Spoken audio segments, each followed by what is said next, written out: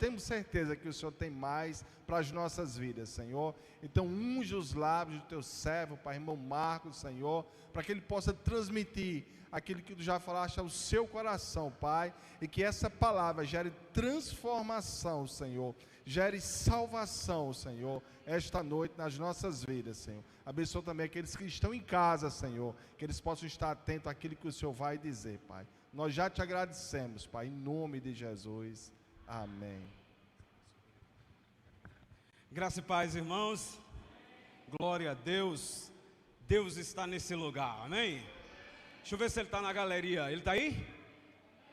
Amém, glória a Deus. Está aqui embaixo? Deus está aqui? Aleluia. Deixa eu dar uma chance, a galeria está aí em cima, tá?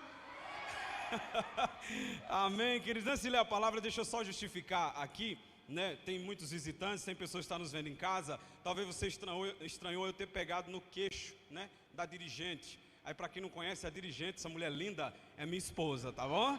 Amém. Glória a Deus. Queridos, abra sua Bíblia no Evangelho escrito por Mateus, capítulo de número 11. Evangelho escrito por Mateus, capítulo de número 11.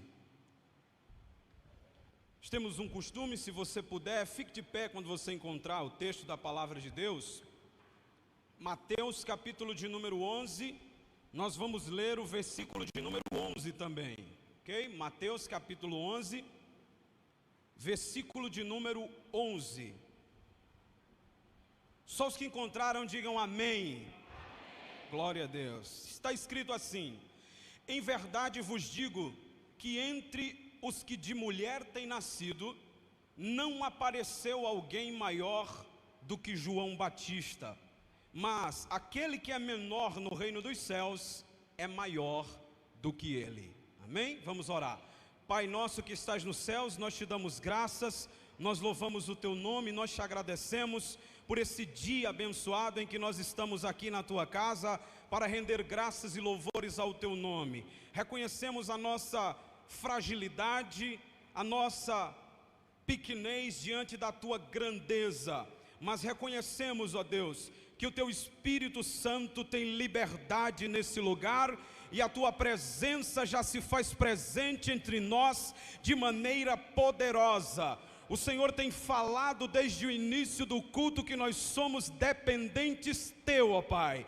E nesta noite eu me coloco na tua inteira dependência e peço que todos esses irmãos que aqui estão a ouvir estejam também dependentes da tua palavra. Nós entramos aqui de uma forma, mas estamos sendo transformados e sairemos daqui totalmente diferentes, poderosamente tomados pela presença do teu Espírito. Oramos assim em nome de Jesus, amém. Pode sentar, queridos. Queridos, hoje se comemora o dia das missões, e como é a comemoração, ou é lembrado através de oração, através de postagens, através de gestos, de louvores, eu quis trazer uma palavra hoje mais voltada para os missionários.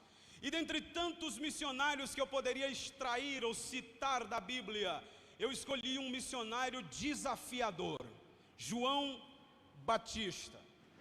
Um homem estranho, um homem perigoso, nas palavras de um teólogo, um pregador politicamente incorreto. João Batista era odiado por muitos, abraçado por alguns, mas ele era temido por todos. Esse homem do qual nós vamos falar a respeito hoje, ele era totalmente diferente de todos os homens que faziam parte da elite religiosa daquela época. Esse homem, Jesus mesmo disse que entre os nascidos de mulher, ele era o maior profeta. E ele não era maior no aspecto da sua influência, nem da sua capacidade intelectual. Ele era maior no aspecto da sua missão.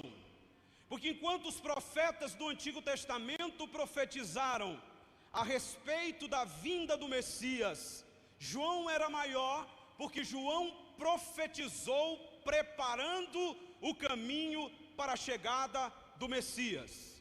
E quando a Bíblia fala que ele preparava o caminho, a ideia é de alguém que chega numa mata fechada e ele sai arrancando tocos, e ele sai pegando o trabalho mais pesado, ele sai limpando as estradas para planeá-las, para que o rei passe por essas estradas. João Batista teve um ministério difícil, João Batista teve um ministério complicado, curto. Ele era um arrancador de toco, um aplanador de terreno, mas ele teve um privilégio muito grande, porque através do seu ministério, o Rei dos Reis e o Senhor dos Senhores pregou a palavra lá em Jerusalém. Louvado seja Deus. Não importa o peso do ministério, não importa a dificuldade da missão, se Deus está sendo glorificado nela, então dê glória a Deus, porque é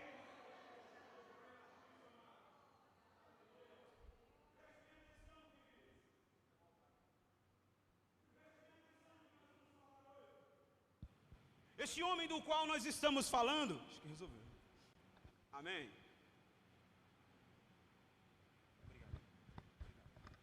Esse homem do qual nós estamos falando, queridos, era um homem de uma aparência estranha, cabelos compridos, barba exageradamente grande. Mateus capítulo 3, versículo de número 4, diz que ele se vestia de pelos de camelo e ele tinha um cinto que traçava os seus ombros. Mateus capítulo 3 e 4 ainda diz que esse homem, ele tinha uma comida estranha.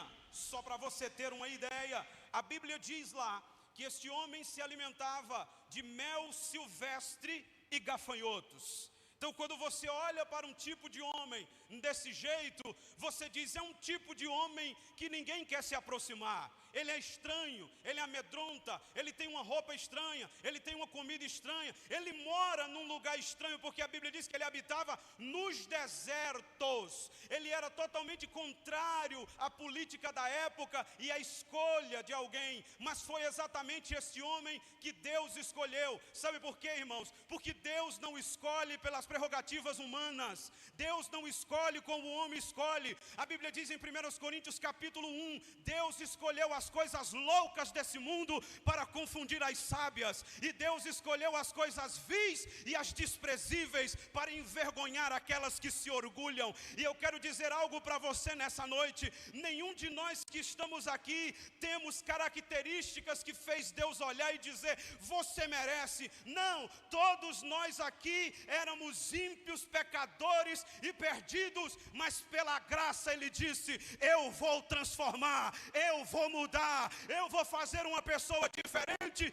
E aqui estamos nós para a glória de Deus, porque aquilo que o mundo rejeita, Deus acolhe. Aquilo que a psicologia diz não dá, tentamos de tudo, Deus diz, manda para cá porque eu conserto. Aquilo que o pai e a mãe dizem, esse jovem eu não aguento mais ele, não dá para mim, é uma situação difícil, é um caso perdido. Jesus disse, eu vim buscar e salvar aquilo que estava perdido. Não tem causa perdida para Deus, irmão. Se chegar aqui e aceitar Jesus como Salvador, vai sair diferente, porque o poder de Deus é maior do que o poder de Satanás. Então esse homem tem uma vida estranha. Seus pés estão empoeirados pela estrada desértica. Ele é um homem, irmãos, tão estranho, que quando as pessoas olhavam para João, eles temiam só pela aparência dele. E quando ele falava, aí era que temia. Agora o que chama a atenção é que mesmo com todas essas estranhezas, este homem era mais influente do que todos os fariseus, saduceus, escribas e essênios com todos os seus títulos. Ele era mais influente do que toda aquela religião que estava operante no tempo em que ele estava na terra. Por quê? Porque títulos são coisas boas, mas só são boas para esse mundo. Títulos são coisas que impressionam, mas só impressionam esse mundo. Mas quando Deus quer usar alguém, você não precisa de título extraído de uma faculdade na terra. Quando Deus quer usar alguém, Ele usa o mais simples, enche do Espírito Santo e bota a palavra de fogo na boca dele. com título ou sem título, Deus usa do mesmo jeito. Sabe o que é que eu acho bonito na igreja? É porque a igreja é o único lugar do mundo onde as pessoas que têm mais títulos, às vezes se sentam para ouvir quem não tem título nenhum. É só na igreja. Só aqui. Acaba que tem título lá fora, pode ser o que for, mas quando chega aqui, senta para ouvir o irmão mais simples. Sabe por quê? Porque aqui o que importa não é título, é a autoridade de Deus. Autoridade de Deus. Esse homem aqui, irmãos, ele ensinava, ele exortava, ele pregava, ele batizava, e as multidões iam ao encontro dele. E é interessante que Jesus dá uma declaração tremenda: dos nascidos de mulher, ele é o maior profeta. Agora também Jesus diz, mas uma coisa é certa: quem tiver a coragem de ser o menor, será maior do que ele no reino. Por quê? Porque ele era maior, porque tinha a missão de preparar o caminho do Senhor para ele vir. Mas aquele que for menor tem uma missão maior do que ele, é pregar um Jesus que já veio e em breve voltará. Perceba que são os menores, irmãos, que Deus escolhe. São os pequenos que Deus escolhe. Jesus até disse aí fora, no mundo em que vocês vivem, os governadores, os grandes, os importantes, é que são chamados. Jesus, no reino não. É um reino de ponta cabeça. Quanto mais você desce, é mais você sobe no reino. Quanto mais você se humilha, mais você é elevado. A ideia é o seguinte: para ser grande no reino de Deus, o segredo não é pegar os degraus da escada para cima. Para ser grande no reino de Deus, é pegar o degrau da escada para baixo. Quanto mais embaixo você tiver, mais grande você será no reino de Deus. Aleluia. Preste atenção. Antes de nós falarmos acerca desse homem, nós precisamos entender como é que estava a situação desse povo. Porque antes de João Batista surgir na história, nós temos que dizer como era que estava o povo nesse tempo.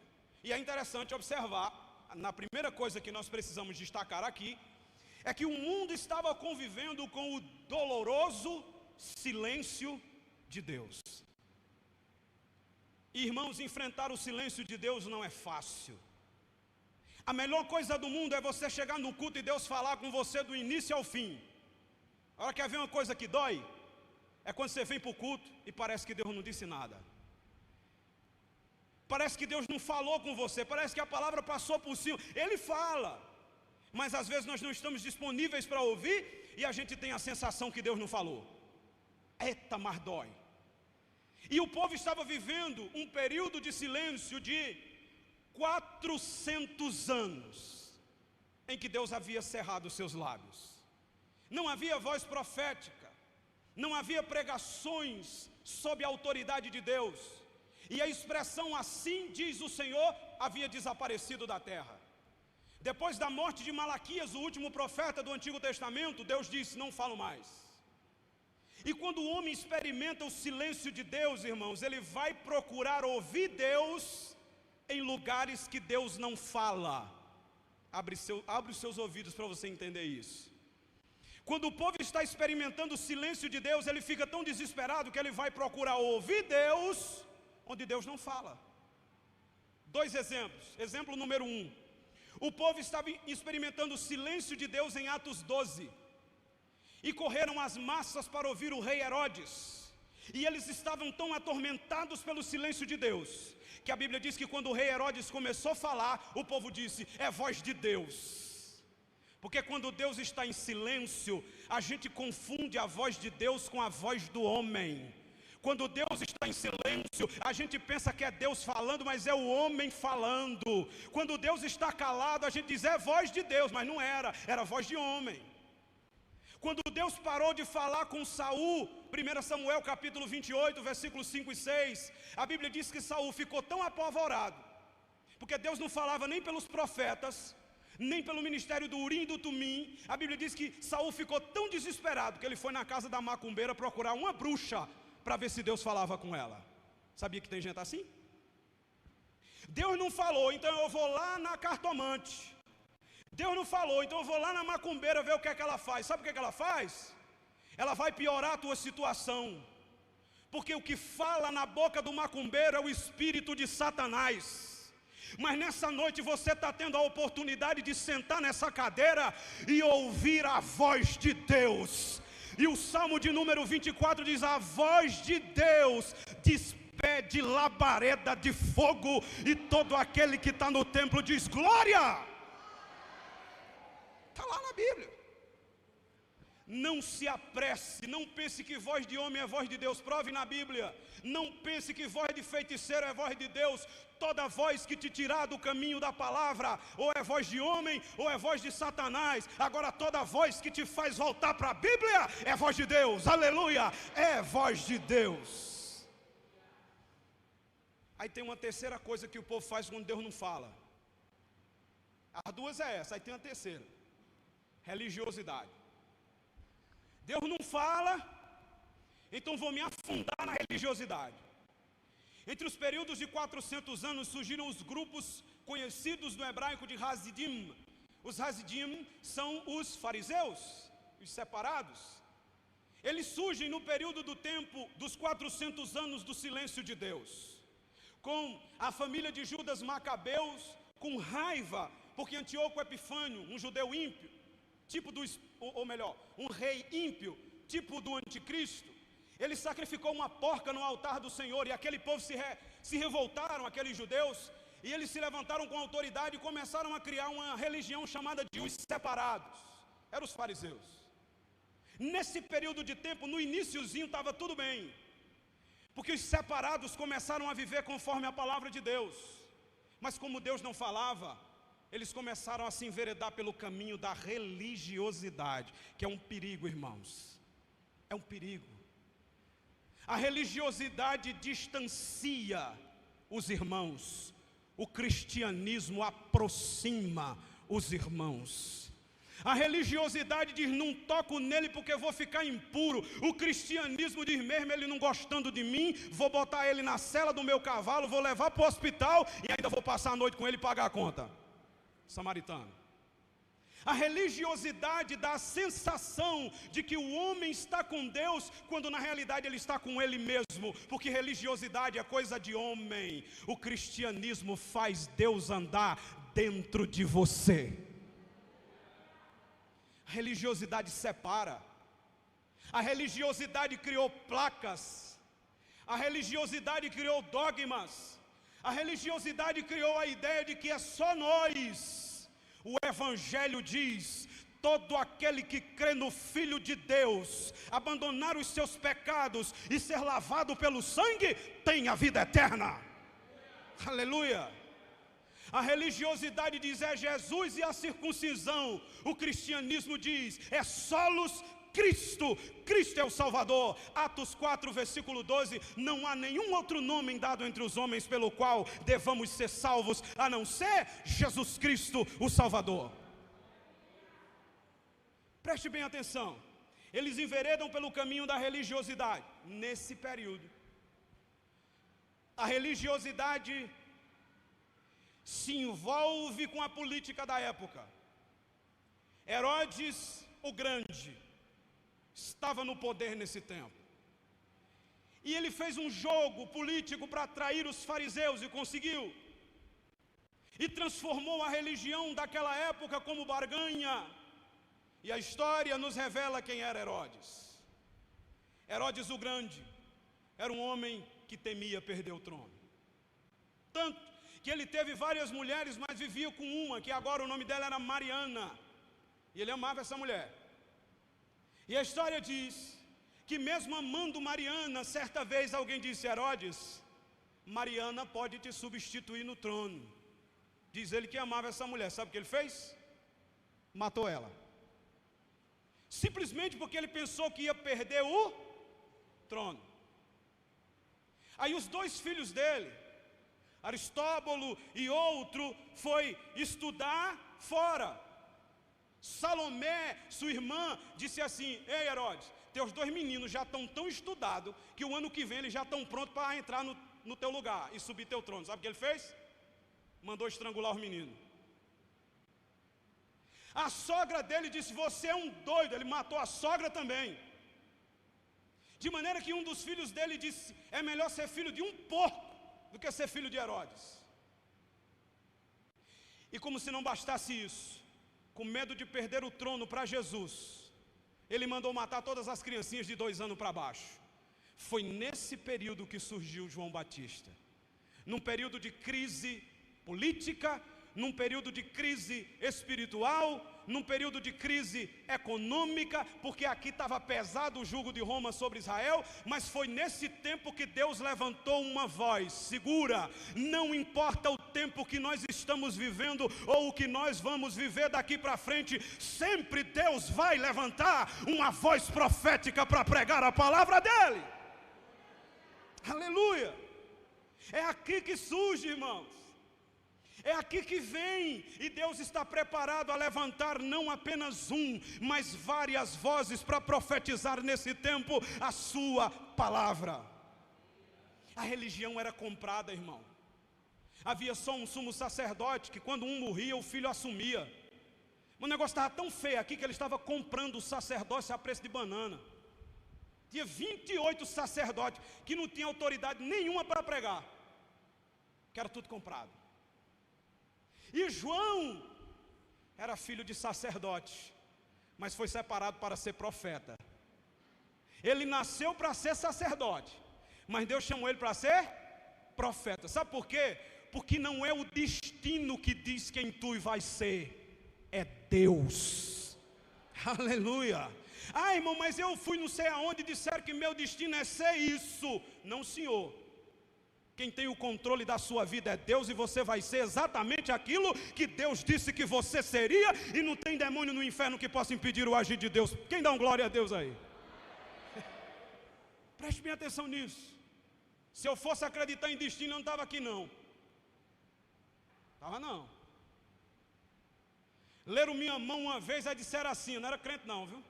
Hoje quando perguntam assim, eu posso ler tua mão? Eu digo, eu posso ler a sua? Ainda não, digo, gente, não quer ler a minha? Me dê a sua para eu ler. Quer para eu dizer, ó, sabe o que é que está dizendo nas linhas da tua mão? Sim, que se tu não crê em Jesus, tu vai para o inferno. Eu ia ler para ver o que é que diz, né? Aí disseram, ó, ele não passa dos 14 anos. Estou eu aqui com 28. Sabe por quê? Porque quem governa a nossa vida é Deus, irmão. Ah, não tenha medo do que está dizendo, não tenha medo de quem anda dizendo besteira, não. Foi Deus que falou? Não, então fique quieto no seu canto e ande pela direção da voz de Deus, porque a voz de Deus é que importa. Aleluia. E aqui, irmão, nesse cenário conturbado que surge esse homem. Agora preste bem atenção. O silêncio de Deus pode ser demorado, mas ele tem fim. O silêncio de Deus pode ser demorado, mas ele tem fim, porque Deus está usando o silêncio para produzir em você aquilo que foi falado, a paciência. No momento está muito movimentado, se Deus falar, tu nem escuta. Ele está deixando o tempo passar para o movimento parar. Aí quando esse movimento todo parar, aí tu vais ouvir nitidamente a voz de Deus a falar contigo. Aleluia. É só esperar, Ele está prestes a bradar no seu ouvido. Que a gente quer que Deus fale no movimento. Na hora que começa a prova, Ele diz, fala Deus. Mas aí a voz da tribulação está maior, a gente nem escuta. Deus espera a poeira baixar um pouco, aí Ele fala. Foi assim com Elias, sim ou não? 1 Reis 19. Vem um terremoto arrebentando com tudo. Elias disse, eita, é Deus. A Bíblia diz que Deus não falou nada no terremoto. Porque tem hora que a gente pensa que Deus só fala no terremoto. Ele fala também. Falou em Atos 16, mas não falou com Elias não. Depois Elias disse que veio um fogo tremendo, menino, e pegando fogo em tudo. Elias disse, é Deus. Também Deus não falou no fogo. Só os símbolos que a gente gosta, né? Terremoto, fogo. Olha o terceiro. Um vento, eita glória. O vento tomou conta da caverna. Elias disse, eita, é Deus. Deus não falou. Aí diz a Bíblia que veio uma brisa. Como? Suave. E no meio daquela brisa suave, a voz de Deus diz, levanta, porque muito comprido é o teu caminho. Oh glória. É assim que ele fala, irmão. Está no meio do terremoto, aguenta mais um pouquinho, irmão, já está o fogo já. Então segura, irmão, o vento está grande. Então quieta, porque vai ser lá na porta do teu quarto, quando estiver fechada, e tu de joelho no chão, que ele vai dizer assim: ei Samuel, eu estou aqui para falar contigo. Deus fala, irmão, Deus fala. E aqui está assim, um movimento danado. E os judeus esperando, porque havia uma profecia. Isaías capítulo 40, versículo 3. Deus está dizendo lá no verso 1 e 2: consola o meu povo, mas isso era depois. Voz do que clama no deserto. Essa era a profecia. 700 anos antes de João Batista nascer, já tinha uma profecia dizendo que ele ia nascer. Voz do que clama no deserto. Sabe por quê, irmão? Porque Deus não precisa ver o curso da história para Ele saber o final. Isso é para nós. A gente não sabe nem o que vai acontecer daqui a 10 minutos. Mas Deus não. Isaías 46 e 10 diz: eu, o Senhor, anuncio o fim desde o princípio. Do mesmo jeito que Ele conhece o agora, Ele conhece o que será daqui para frente. E quer saber uma boa notícia? Tua vida está gravada nas mãos desse Deus que conhece a tua história. Oh, irmão, é por isso que eu não tenho medo de nada. Não tenho medo da morte, não tenho medo de perseguição, não tenho medo não é porque eu seja bom não. Porque o apóstolo Paulo disse em 2 Coríntios capítulo 3, versículo de número 5: a nossa capacidade vem de Deus. Mas eu não tenho medo não, irmão. Sabe por quê? Porque eu sei em quem eu tenho crido e Ele é fiel para guardar o meu depósito. Estava conversando com a minha esposa há um tempo atrás, e nós conversando ali, falando sobre um incidente que tinha acontecido tal, e aquela coisa toda, e eu disse assim: mas e se acontecer isso, isso e isso? E a minha esposa encheu o pulmão, ela é pequenininha, né? Mas ela encheu o pulmão com autoridade, e disse assim: mas eu tenho um Deus que está no céu. Eu disse: ó glória! Era isso que eu estava precisando ouvir, irmão. Você tem um Deus que está no céu e controla toda a sua vida, e a sua história está escrita no livro dele. Aí escuta, o povo esperando. Aí a profecia de Malaquias no capítulo de número 4, versículo de número 5 dizia: eis que eu vos envio o profeta Elias. Aí os judeus entenderam errado. Os judeus achavam que Elias ia voltar e ia pregar a palavra antes de Jesus, o Messias, vir. Mas não era isso não. O Elias que Malaquias disse que viria era João Batista. Porque João Batista vinha com um ministério parecido com o ministério de Elias. É por isso que ele era chamado de Elias. Ele vinha no espírito e no poder de Elias, tanto que até a roupa era parecida. Então esse era o sentido. Jesus, em Mateus capítulo 17, versículo de número 12, Jesus conversando com os discípulos no Monte da Transfiguração, ele disse assim, ó: vocês estão esperando que Elias venha, e eu digo a vocês, ele já veio. Aí Mateus 17, 13 diz que os discípulos disseram assim, e entenderam os discípulos que Jesus falava de João Batista. Aí o anjo, para reforçar, no capítulo 1 de Lucas diz: esse menino, João Batista, ele vai vir no espírito e no poder de Elias. Ou seja, ele vai ter o mesmo ministério de Elias, ele vai vir no mesmo poder e autoridade de Elias. O que foi que Elias fez? Chegou diante do rei Acabe e disse que a culpa de toda a desgraça de Israel era dele, e ainda disse que não ia chover. O que foi que João Batista fez? Chegou na frente de Herodes, botou o dedo na cara dele e disse assim: você é um adúltero e um incestuoso, porque a sua mulher que você está vivendo hoje, ela é mulher do seu irmão. Esse era o sentido. Viu como o profeta é doido? João Batista, já pensou? O cara chegar na frente do rei, apontar o dedo na cara do rei e dizer: tu é um adúltero. Homem desse tem amor à vida não. Preste bem atenção, queridos. Ele vem nesse espírito, mas antes dele nascer, nós temos que falar um pouquinho da família dele. João Batista era filho de 2 velhinhos. E eles eram homens tementes a Deus em tudo. Olha a importância de você ter uma família bíblica. Lucas 1,5 Diz que os pais de João Batista, Zacarias e Isabel, os dois da família de Arão, o sacerdote, eles eram dois velhinhos que viviam temendo a Deus e que viviam de forma irrepreensível nos caminhos do Senhor. Olha os pais desse menino, irmão. Porque hoje está complicado, porque o pai quer ter um filho cheio do Espírito Santo, a mãe também quer ter uma menina cheia do Espírito Santo, mas nem a pai nem a mãe são cheios do Espírito Santo, vai ter como? Eu sei que o filho pode não seguir o exemplo dos pais, eu sei disso, e ele pode ser a diferença da família, mas é mais fácil, meu irmão e minha irmã, quando você é cheio do Espírito Santo, para esse menininho crescer cheio da graça de Deus. É mais fácil.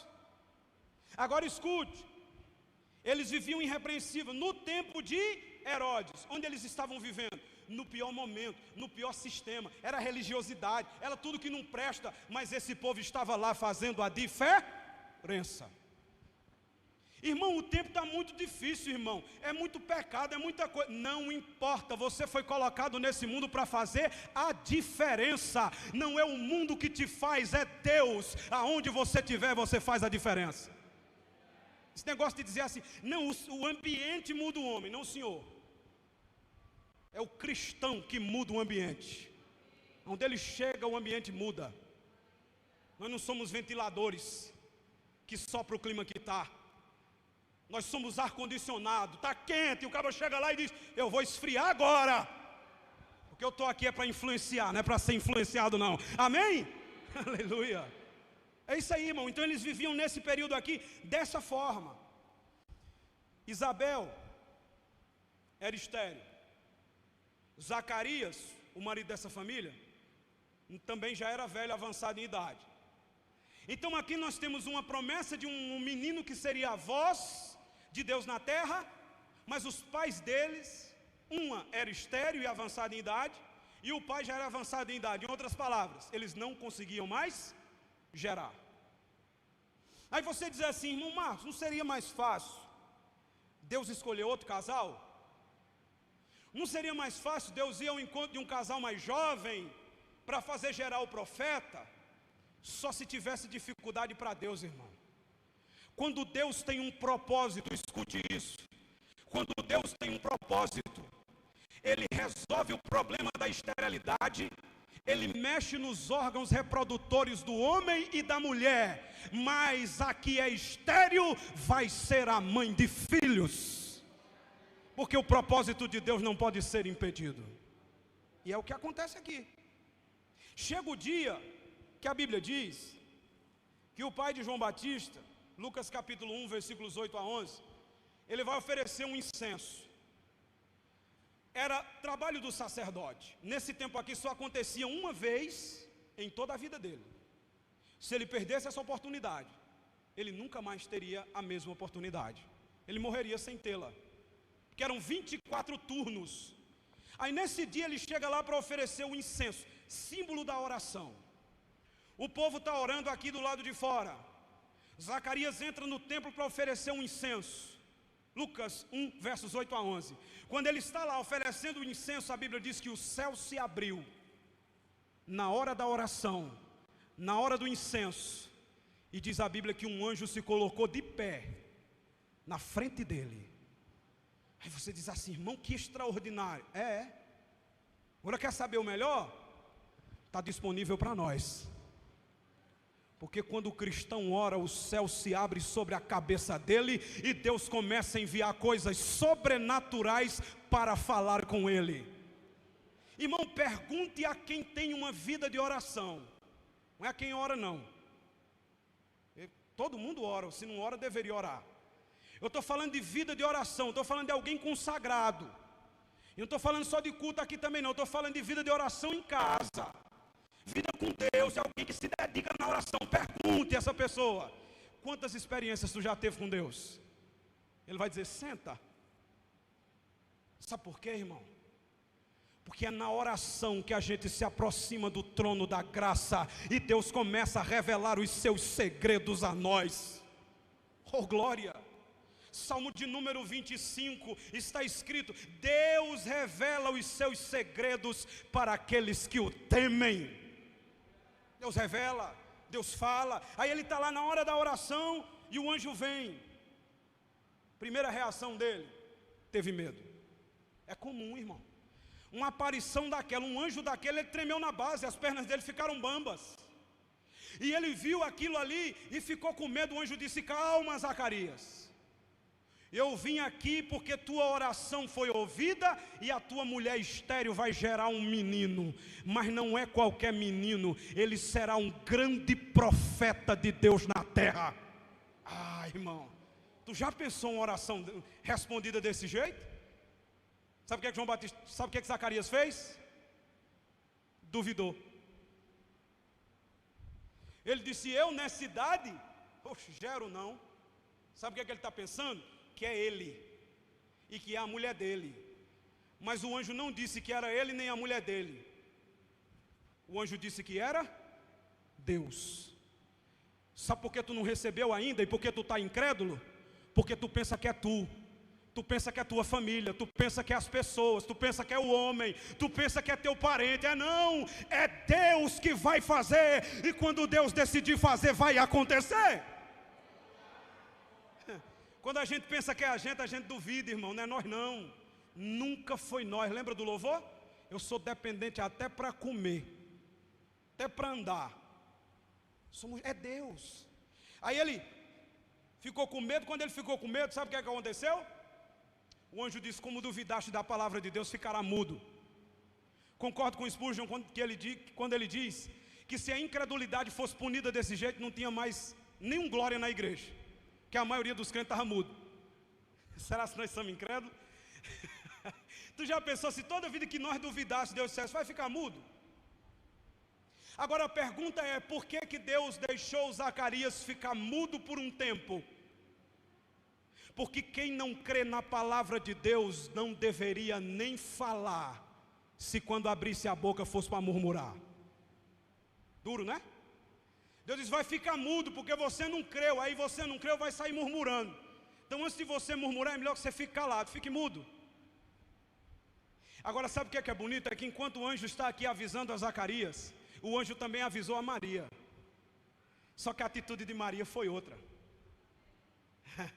O anjo chegou lá para Maria e disse assim: ei menina, os estudiosos dizem que Maria tinha entre 12 a 14 anos.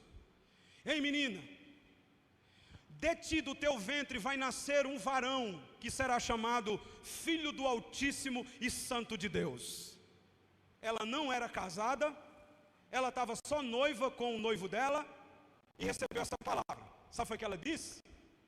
Só queria saber uma coisa, seu anjo: como é que vai ser? É diferente de Zacarias. Zacarias duvidou, disse: acontece não. Maria disse: como é que vai ser? Estou disposta. Está vendo a diferença? Quando Deus falar com você, não diga assim não: isso não vai dar certo não, que já começa errado. Quando Deus falar com você, você diga assim: Senhor, eu queria só saber de uma coisa: como é que vai ser? Quando você pergunta como é, você já está dizendo: eu creio, agora eu só não sei como é. Aí o anjo diz: se preocupe não, o que é impossível para os homens é possível para Deus. Aleluia, glória a Deus. Aí você diz assim: irmão, agora Deus trabalha com coisas estranhas. Eu concordo, porque Deus vai na casa de um velho que não gera mais, casado com uma véia que está estéril, e depois vai na casa de uma moça que nem é casada. Aí diz o velho: ó, tu vai ter um filho, mas tua mulher ele será grande. E diz a menina: ó, tu vai ter, do teu filho vai nascer o Filho de Deus. Parece, na lógica humana, que para Zacarias Deus chegou atrasado, e para Maria Deus chegou adiantado. Mas como o milagre aconteceu tanto em Zacarias como em Maria, isso significa que Deus age no tempo certo, porque Deus é atemporal. Passe o tempo que passar, a palavra de Deus vai se cumprir. Oh glória. Agora, irmãos, ficou mudo. Aí mesmo mudo, o anjo começa falando: esse menino será nazireu, esse menino será grande. Lucas 1, 39 a 45. Esse menino vai converter o coração dos pais aos filhos. Esse menino vai fazer coisas extraordinárias, patrocinado pelo poder de Deus. Ele vai ter um ministério difícil, ele vai desafiar a religião da época, ele vai desafiar a política da época, e ele vai falando, e Zacarias fica mudo por causa da incredulidade. Só que é por pouco tempo. Era uma lição, irmão. Era uma lição. Era para ele aprender a não duvidar mais do poder de Deus. Mas sabe o que é que acontece? A Bíblia diz que o menino é gerado no ventre de Isabel. Aí a palavra de Deus revela que passou 5 meses e Isabel não saiu de casa. Não sabemos o porquê. E onde a Bíblia se cala, o homem não deveria ter voz. Não sabemos porquê. Ela fica 5 meses em casa, mas ela fica em casa crendo, dizendo: o menino está aqui. Deus cumpriu a palavra. Maria, que nesse tempo já está grávida também, vai na casa dela, vai visitá-la, porque a mulher gosta de visitar, né, irmão? Principalmente quando está grávida. Aí a outra grávida também, aí o marido pode esquecer o que ela disse que ia fazer, porque ela não volta mais não. Porque chega lá, vai falar do enxoval do menino, vai falar do sexo do menino. Aí ficou as duas lá conversando. Só que, quando Maria se aproximou de Isabel, João Batista, que era um gurizinho de 5 meses, aqui dentro da barriga de Isabel, quando ele ouviu a saudação de Maria, ele percebeu o que estava dentro de Maria. E a Bíblia diz que o menino João foi cheio do Espírito Santo antes de vir ao mundo. Irmão, antes dele nascer, ele já foi cheio do Espírito Santo. Aí Isabel disse assim: ó, bendita és tu entre as mulheres. Escute isso, ela não estava dizendo que Maria era rainha, nada disso. Ela estava dizendo apenas que Maria era uma mulher que foi abençoada. Você é abençoada por Deus, porque quando eu ouvi a tua saudação, o menino aqui dentro reconheceu o menino dentro da tua barriga, e ele deu um pulo aqui dentro e foi cheio do Espírito Santo. Sabe por quê, irmão? Porque aonde Jesus chega, os crentes são cheios do Espírito Santo. Agora eu vou lhe mostrar algo extraordinário. Ele tanto enche o crente do Espírito Santo que já é velho de igreja, como ele também enche do Espírito Santo aquele que está chegando agora. Oh glória! Você está dizendo: irmão, eu cheguei agora, eu estou mais como que nem Zacarias, ainda estou no ventre, estou com medo de sair para fora. Aí mesmo Deus vai te encher do Espírito Santo, e tu já vai vir cheio para a terra. Ele enche o jovem, a criança, o velho. Não tem isso não, irmão. Se tiver vaso desemborcado, o Espírito Santo vai encher. Aleluia. Aí o menino nasce, com 8 dias, vão levar ele para ele ser circuncidado, costume da lei. Quando chegou lá, chegou a hora de dar um nome ao menino. Aí disseram: ó, o nome do menino vai ser Zacarias. A Isabel disse: Zacarias não. O anjo falou com meu marido, e meu marido disse que o nome dele é João. Yohanan, no hebraico, significa Deus é gracioso. Aí o povo lá disseram: não senhora, naquele tempo palavra de mulher não tinha vez. Não senhora, não tem ninguém com esse nome não, o nome dele vai ser o nome do pai, Zacarias, e pronto, porque o pai não pode falar. Aí o alvoroço tomou conta ali, irmãos. O alvoroço toma conta daquela sala, porque estão querendo mudar a identidade do menino, e o anjo disse que era João, mas estão dizendo que vai ser Zacarias. Aí tiveram uma ideia, disse: dá uma tabinha ao mudinho aí, para ele escrever, que ele não fala não, mas ele pode escrever.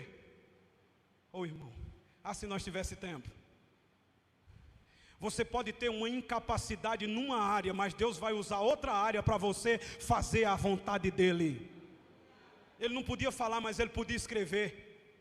Aí ele pegou lá a tabinha aí, botou o nome, Yohanan, João. Quando ele escreveu o nome Yohanan, Lucas 1,64, a Bíblia diz que a boca do velho abriu, meu amigo, e ele começou a cantar um hino a Deus, e ele disse o seguinte: esse menino será um profeta do Altíssimo, aleluia! Quando abriu a boca, ele começou a louvar a Deus, irmão. Depois você lê o louvor dele lá em Lucas capítulo 1. Ele começou a exaltar a Deus e também começou a profetizar na vida do filho dele. Esse menino será um grande profeta do Altíssimo. Ele irá perante a face do Senhor. Ele vai preparar o caminho. Sabe o que é isso? É um pai que está colocando um tapete espiritual para o seu filho andar por cima. Pare de olhar para esse menino e dizer que ele é difícil. Comece a dizer que ele será um homem de Deus nessa terra. Pare de olhar para essa menina e dizer que ela não vai dar em nada. Ela vai ser cheia do Espírito Santo. Ela vai fazer a diferença por onde ela andar. Porque eu tenho encontrado uns pais, irmão, sinceramente, não precisa nem o mundo, viu? Precisa não.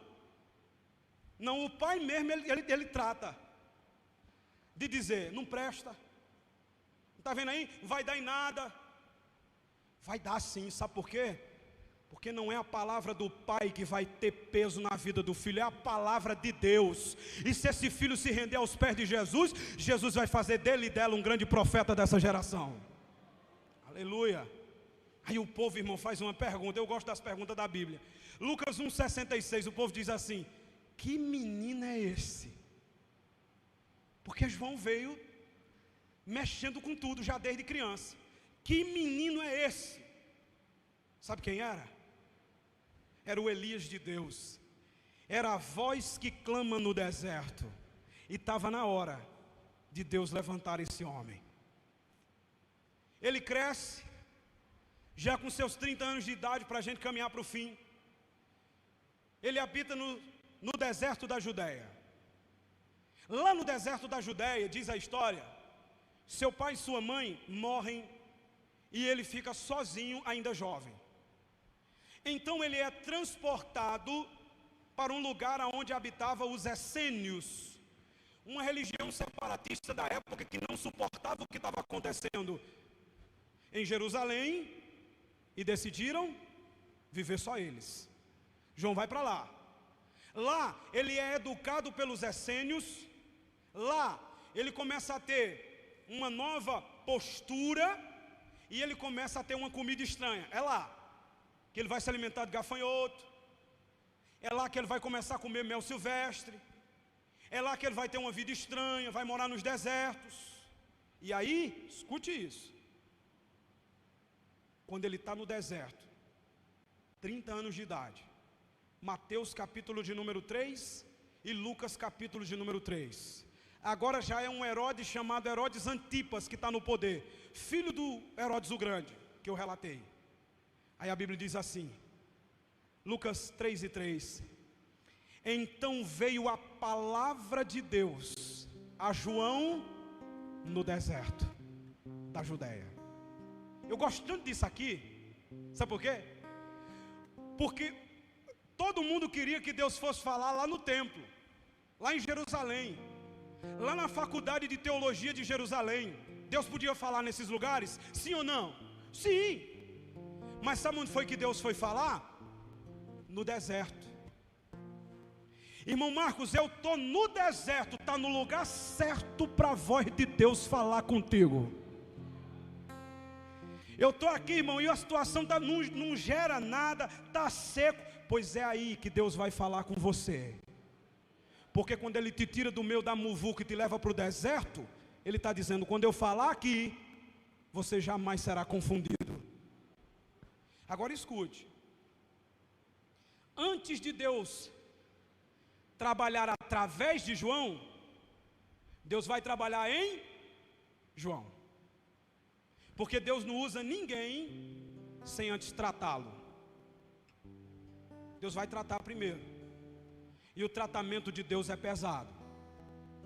Comida estranha, roupa estranha, humilhação. E Ele está lá, ouvindo a Deus. Quando João se levantou para pregar, irmãos, ele começou pregando um sermão. E a Bíblia diz que multidões de toda a Judéia, de todos os lugares adjacentes do Jordão, foram para lá ouvir a voz de Deus, pregada através de João. O que atraiu o povo para ir até o deserto, o pior lugar do mundo, para ouvir um homem estranho pregar? A palavra de Deus. Irmão, o instrumento que produz avivamento é a palavra de Deus. Eu quero que você dê um glória a Deus quando eu terminar essa frase. Você está num lugar, e eu não estou puxando sardinha não, e nem é hipocrisia não. Mas você está num lugar onde o que é importante aqui é a palavra de Deus. O homem pode ser um bom pregador, a mulher pode ser uma boa pregadora, o que for, mas quem está em evidência é a palavra de Deus. Aqui a gente prioriza esse livro, sabe por quê, irmão? Porque é esse livro que muda, é esse livro que atrai, é esse livro que transforma, é esse livro que produz avivamento. O povo ia lá, João pregava, e o sermão? João não dizia assim não, venha para cá, você está de pé, você vai andar de carro. Jesus pode fazer, viu, irmão? Jesus pode trocar, Jesus pode mudar a vida financeira do homem, a gente crê nisso. Só que a mensagem não era essa não, porque o povo já estava farto de bênção. Sabe qual era a mensagem?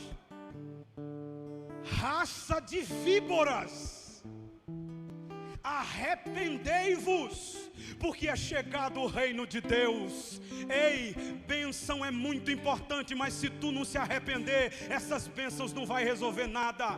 Ei, milagre é importante, mas se tu não se arrepender, o milagre não vai resolver nada. Coisas são importantes, mas se tu não se arrepender, não vai resolver nada. Só tem um meio de entrar na glória: arrependei-vos, porque é chegado o reino de Deus. O que se arrepende é perdoado, e o perdoado é lavado pelo sangue de Jesus. Aí o religioso está lá, irmão, porque o religioso também participa do culto, viu? Entenderam? Aí tem um grupo de religiosos lá. Sabe qual é a postura do religioso? Eu não gosto desse louvor, eu não gostei, a bateria está muito alta, o irmão do violão, não, eu acho melhor quando tem fulano, quando tem... É o religioso. Ele não vem para o culto não, ele vem prestar atenção nos defeitos do culto. Aí eu não gostei da adoração não importa, não é para tu, é para Deus. Se Deus está recebendo, glória a Deus. Aí eu não gostei da pregação não, irmão Marco fala alto demais. Eu sei que eu falo alto, irmão, mesmo, bastante. Mas se você é cristão e não religioso, você não vai estar nem aí para o tom da minha voz. Você vai estar dizendo: Deus está falando, Deus está falando, Deus está falando. Eu não gosto muito de não, quando o pastor Wallace está pregando, ele puxa a orelha da gente. Não. Se tu é cristão, tu diz assim: fala, Deus, estou precisando. O religioso só vai botar defeito, irmão. Aí João viu o religioso, aí disse: para aí, ei, quem foi que vos ensinou a fugir da ira de Deus? Porque vocês estão se gabando, João dizendo para eles, que vocês são filhos de Abraão, vocês são da descendência de Abraão. Aí João disse: ó, até dessas pedras aqui, Deus pode fazer um filho de Abraão nascer. Não pense que é porque você é da descendência de Abraão que você está salvo, não. Não pense que você é da tribo de Judá que você está salvo, não. Não pense que é porque você é judeu que você está salvo, não. O caminho é estreito, é arrependei-vos. Irmão, a gente pode ter o que for lá fora, o título que for, a riqueza que for, você pode ser quem for lá fora, mas entrou no reino, tem que se arrepender. E nesta noite o Espírito Santo está dizendo: está na hora de arrepender, para experimentar o melhor de Deus, o Senhor Jesus Cristo. Aí os religiosos tremeram na base. Tremeram, irmão. O camarada, uma autoridade dessa, está pensando que eles se arrependeram? Ó, foram embora. Porque religioso é assim, ele só fica enquanto está bom para ele. Quando está ruim ele levanta e vai embora. Vamos embora, não gostei não.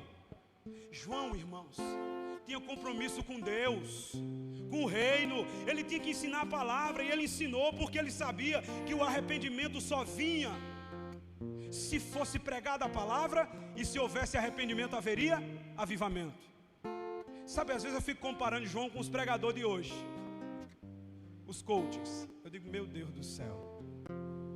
Nada contra quem estuda, quem fez aí seu curso, tudo tranquilo, mas aqui não é lugar de coach não. Que é lugar de profeta, de pregador da palavra, de crente cheio do Espírito Santo. Pode resolver? Pode. Pode trazer um alívio? Pode. Mas o que transforma a vida é a mensagem do arrependimento. João começou dizendo: arrependei-vos porque é chegado o reino. Jesus disse: arrependei-vos porque é chegado o reino. Os apóstolos disseram: arrependei-vos. Por que nós vamos mudar agora? É arrependimento. Aí, irmão, olha, procura a mensagem. Aí é aqui que começa a perseguição de João. Último capítulo da vida dele. A história diz que durante um dia na semana, Herodes abria as portas do templo para ouvir os questionamentos do povo. Aí o povo vão. Aí enquanto lá o povo estão indo para falar, pedir alguma coisa, e Herodes está lá, né, querendo comprar. Herodes era um tipo de político esperto. Eu sei que se eu der, o povo vão vir, eu vou pescar. Aí está dando ali, né, sustentando o povo, mala. No meio da multidão está quem? João. Aí Herodes diz: diga, João, o que é que eu posso fazer por você? Que a Bíblia diz em Marcos capítulo 6, versículo 20, que Herodes gostava de ouvir a João, mas na primeira oportunidade que teve, matou. Não se iluda não.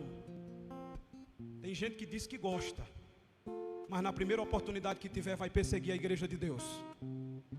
Tem gente que diz que gosta, mas na primeira oportunidade que tiver vai tentar calar sua voz.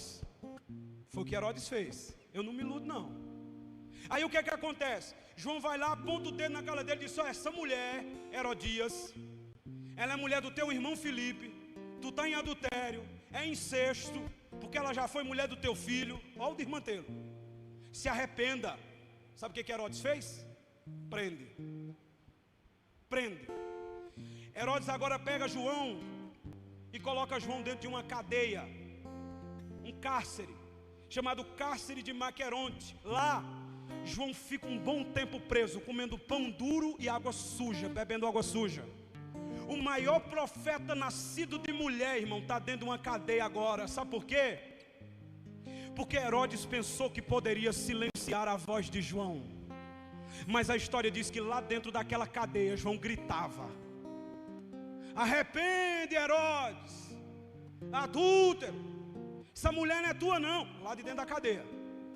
A história diz que Herodes ficava tão perturbado que ele se levantava de noite. Aí Herodias dizia: já vai, né? Aí ele descia os corredores, parava e ficava ouvindo João.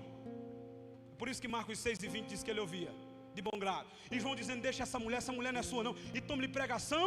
Mas enquanto Herodes está ali ouvindo, Herodias está dizendo: eu tenho que matar esse caba, eu tenho que silenciar a voz dele. Ei, irmão, pode matar o profeta, mas a voz do profeta vai continuar falando no coração do homem, porque não apaga a voz não. Aí Herodias diz: eu tenho que bolar um plano. Aí no capítulo 6 do evangelho escrito por Marcos, ela faz uma festa, sabia que Herodes era sem vergonha, chamou Salomé, a filha dela, sobrinha do próprio Herodes. Aí disse: vai, dança lá para ele, que é o aniversário dele. Ele vai se apaixonar por tu. E aí nós pega João Batista. Salomé entrou, dançou lá sensualizadamente, chamou a atenção do rei. O rei se empolgou, bebo, levantou-se e disse: olha, menina, pede a metade do reino que eu te dou, o que tu quiser eu te dou. A menina imatura disse assim: eu vou falar com mamãe. E aí ela disse: peça a cabeça de João Batista num prato, que eu não aguento mais ouvir esse homem. Ei, irmão, é assim que um profeta de Deus é tratado. João, ele se identificou com uma voz. Ele disse: eu não sou o Messias, nem sou Elias, eu sou a voz do que clama no deserto. A expressão ali em grego é megafone. Eu sou o eco da voz de Deus, eu sou o instrumento pelo qual Deus fala. Alguém chegou para ele e diz: ó, Jesus está melhor do que tu, Jesus está batizando mais do que tu, Jesus está ali todo empolgado e tem muita gente seguindo ele. Sabe o que ele disse? Importa que ele cresça e eu diminua. Estão tentando pegar João no orgulho. Ele está dizendo: eu não estou disputando com ele não, eu trabalho para ele. Ele é maior do que eu, ele cresce e eu diminuo. Aí lá na cadeia, João nessa situação, mulher dançando, pedindo a cabeça dele. Aí ele tem uma crise. Mateus capítulo 11, até os grandes têm, viu? Dentro da prisão, sustentado a pão duro e água suja. Ele chama 2 discípulos dele e diz: vão lá em Jesus, pergunte se ele é o Messias que a gente espera, ou se a gente espera outro. Porque eu estou numa situação difícil, eu estou passando por uma luta muito grande. E aí, até os grandes têm essa crise. Ele não está com incredulidade não, ele só está se sentindo abandonado. Ele disse, será possível que eu vou morrer nessa situação? Aí foram lá. Jesus curou um monte de gente, ressuscitou morto, fez milagre e disse, volta lá e diga para João, tudo que vocês viram, e confortem eles. Jesus não disse que João ia sair da cadeia. Jesus não disse que João ia ser poupado da morte. Jesus só disse, console ele, porque nem sempre Jesus vai dar aquilo que a gente quer. Nem sempre Jesus vai fazer aquilo que a gente deseja. Nem sempre Jesus vai suprir tudo. Nem sempre, irmão. Algumas vezes ele vai dizer, você vai ter que passar por isso, você vai ter que enfrentar isso, mas não se preocupe, eu vou estar com você em todo o processo. Eu vou estar com você, mesmo que você tenha que morrer, eu vou estar com você. E se você morrer, não se preocupe, eu lhe espero no trono, para a gente adorar o Senhor. Ali, ele faz essa pergunta, os discípulos voltam, confortam, e o aniversário lá em cima truando. João é confortado. Quando a menina diz, eu quero a cabeça de João Batista, Herodes diz assim, e agora? Ele gostava de ouvir João, mas ele gostava mais do poder. Aí sabe o que aconteceu? Ele disse, desce carrasco. O carrasco desceu. Eu queria que você ficasse em pé, porque eu vou tentar desenhar a cena para você. O carrasco desce, um olho de chaves nas mãos, a espada no braço direito, gritando, João, João Batista. E ele grita lá de dentro, estou aqui. E o carrasco diz, eu tive a honra de ser selecionado pelo rei para cortar sua cabeça como presente de aniversário. João ali está, baixa sua cabeça. O carrasco pega a espada, irmãos, e impiedosamente corta a cabeça de João. E ao cortar a cabeça de João, cai para um lado, o corpo cai para o outro. Ele pega friamente a cabeça de João, coloca num prato de prata, vai até o aniversariante Herodes e diz, aqui está a cabeça do profeta. O povo fica tudo eufórico, dando gritos de alegria. Os seus discípulos choram, e o céu se alegra, porque está entrando pelos portões celestiais o maior profeta nascido de mulher. Não, ele não teve muitos seguidores, não, ele não teve muitos admiradores, mas ele nos deixou um legado.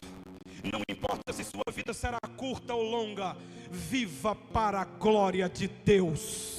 Viva para a glória de Deus. Não importa se você vai ter muitos amigos ou poucos, viva para a glória de Deus. Não importa se vão judiar de você, maltratar você e até matar você, viva para a glória de Deus, porque é melhor ter a cabeça cortada na terra e chegar no céu inteiro para louvar a Deus, do que ser aceito na terra e ter o corpo inteiro sendo queimado no inferno. Ei, se você decidir por Cristo hoje, muitos dos seus amigos vão lhe abandonar, muitos da sua família não vão entender sua decisão, muita gente vai dizer que você está ficando doido, mas vale mais a pena viver para a glória de Deus do que para a glória dos homens. Tua família não morreu por tu na cruz, teus amigos não morreu, foi Jesus que morreu por você, e é a Ele que você deve temer e viver para Ele.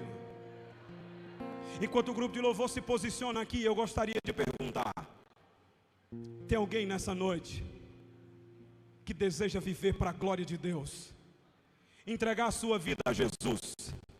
E eu não estou lhe chamando para uma coisa fácil não, mas eu estou lhe chamando para uma coisa prazerosa, irmão. Se tem alguém nessa noite que deseja entregar a sua vida a Jesus, eu queria que você fizesse um sinalzinho com a mão. Se tem alguém, amém, tem um irmão ali, ô glória, como é que a igreja faz quando ô glória, aleluia, glória a Deus. Tem mais alguém? Tem mais alguém que deseja entregar a sua vida a Cristo nessa noite? Viver para a glória de Deus, irmão, é a melhor decisão do homem. Tem alguém? Tem mais alguém? Os irmãos vão louvar e você vai aí ouvindo a voz de Deus. E se eu perder a cabeça, não se preocupe não, no céu você vai estar com ela. Amém. Você pode vir, viu? Enquanto os irmãos louvam. Amém. Pai, hoje eu vim dizer que não posso viver sem tua misericórdia, e que eu dependo só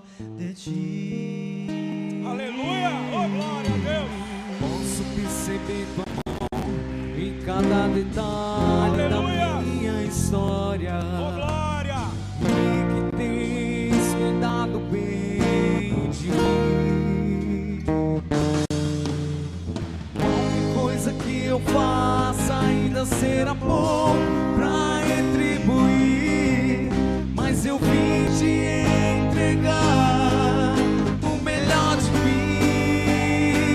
Estou aqui pra seguir e entregar minha adoração, e reconheço que não mereço nenhum segundo da tua atenção, mas onde irei se só você tem o que dá vida pro meu coração?